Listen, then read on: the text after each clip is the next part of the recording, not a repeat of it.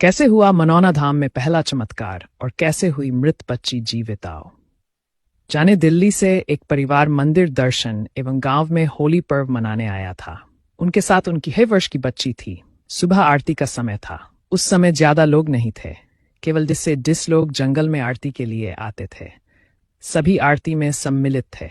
केवल बच्ची खेलते खेलते अस्थायी मंदिर के पीछे पानी के टैंक में गिर गई और तमाम प्रयासों के बावजूद टैंक से नहीं निकल सकी और मृत होकर तैरने लगी। जब आरती का समापन हुआ तो बच्ची की मां उसे खोजने लगी। जब बच्ची की टैंक में स्थिति देखी तो मां चीखने लगी। बच्ची को निकालकर मंदिर के सामने लाया गया तो सभी ने हर तरह से बच्ची को देखा, लेकिन बच्ची की सांस थम चुकी थी।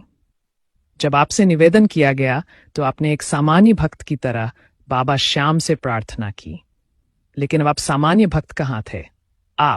आप तो बाबा के प्रिय भक्त बन चुके थे।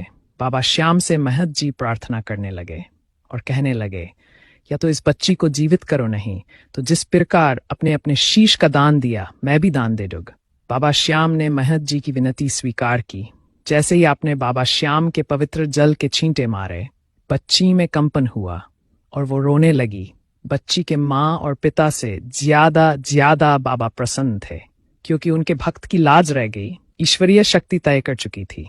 ओमेंद्र सिंह चौहान अब महंत ओमेंद्र महाराज जी की कल्याणकारी यात्रा पर निकल चुके थे। अब सब कुछ वही हो रहा था जो बाबा श्याम चाह रहे थे। श्री श्याम जी मंदिर मनौना धाम, एक ऐसा धाम जिसने सूक्ष्म समय में देश दुनिया को अपनी आभा से सुशोभित किया है।